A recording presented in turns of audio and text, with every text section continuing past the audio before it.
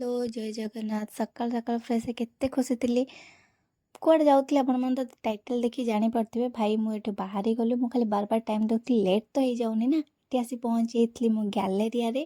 ଦେଖିଲା ବେଳେ ଟାଇମ୍ ଥିଲା, ମୁଁ ଭାବୁଥିଲି କେତେ ଜଲ୍ଦି ମୁଭି ଷ୍ଟାର୍ଟ ହେବ, ମୁଁ ଦେଖିବା ପାଇଁ ଆହୁରି ଟାଇମ୍ ଥିଲା। ଭାଇର ମୋର ଆସି ଟିକେ ପ୍ଲେ ଗ୍ରାଉଣ୍ଡରେ ବୁଲୁ, ତାପରେ ଆସିଲା ପରେ ମୁଁ ନିଜେ ଟିକେ ଷ୍ଟାଇଲ୍ ମାରୁଥିଲି। ଫାଇନାଲି ଏଣ୍ଟ୍ରି ହେଇଗଲା। ଏଣ୍ଟ୍ରି ହେଲା ପରେ ମୁଁ ଭାବୁଥିଲି କେତେ ଜଲ୍ଦି ମୁଭି ଷ୍ଟାର୍ଟ ହେବ। ମୁଭି ଷ୍ଟାର୍ଟ ହେବା ପୂର୍ବରୁ ମୁଁ କ'ଣ କଲି, ମୋ ଫୋନ୍କୁ ଫ୍ଲାଇଟ୍ ମୋଡ଼୍ କରିଦେଲି। ବିକଜ୍ କାହାର କଲ୍ ନ ଆସ, ମୁଁ ଡିଷ୍ଟର୍ବ ନୁହେଁ, ଓନ୍ଲି ହର୍ଷିକୁ ଦେଖିବା ପାଇଁ।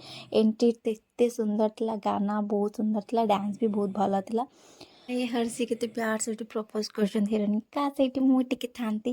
ତାପରେ ମୁଭିର ଏଇଠି ଟୁଇଷ୍ଟ ଷ୍ଟାର୍ଟ ହେଇଥିଲା। ଯଦି ଆପଣଙ୍କ ପାଖରେ ମନପସନ୍ଦର ମଣିଷ ଅଛି ନା, ତାକୁ ରଖନ୍ତୁ, ଦୂରେଇ ଦିଅନ୍ତୁନି। ଆଉ ଗୋଟେ ପୁଅ ମନପସନ୍ଦ ମଣିଷ ପାଖରେ ହିଁ ହାରିଯାଏ, ସେଇଠି ହିଁ ହାତ ଯୋଡ଼ିଥାଏ। ଆଉ ଗୋଟେ ଝିଅ ସବୁବେଳେ ମନପସନ୍ଦ ମଣିଷକୁ ହିଁ କାନ୍ଦେଇଥାଏ, ଗୋଟେ ପୁଅ ତାରି ପାଇଁ ହିଁ କାନ୍ଦିଥାଏ। ଯେଉଁଟା ଆମ ଲାଇଫ୍ରେ ହେଉଛି ନା, ଟ୍ରୁ ସେଇଟା ହିଁ ମୁଭିରେ ଦେଖାଯାଇଛି। ଯଦି ଆପଣମାନଙ୍କ ପାଖରେ ସତରେ କି ଭଲ ପାଇବାର ଏତେ ଭଲ ମଣିଷ ଅଛି ନା, ତାକୁ ରଖନ୍ତୁ, ଦୂରେଇ ଦିଅନ୍ତୁନି। ଲାଷ୍ଟକୁ ଏତେ ସୁନ୍ଦର ସଙ୍ଗ୍ ଥିଲା, ଏଣ୍ଟ୍ରି ଥିଲା। କାସ୍ ଝିଅ ହଁ କହି ଦେଇଥାନ୍ତା, ହର୍ଷି ଶୁଣି ଦେଇଥାନ୍ତା। ଲାଷ୍ଟକୁ ଏମିତି ଏଣ୍ଡିଙ୍ଗ ଥିଲା ନା, ମୁଁ ନିଜେ ହିଁ କାନ୍ଦି ପକେଇଥିଲି। ଗୋଟେ ଝିଅ ଇଗୋରେ ଆସିକି ନା ସେ ପୁଅର ହେଇପାରିଲା, ନା ସେ ତାର ଭଲ ପାଇବାକୁ ପାଇପାରିଲା।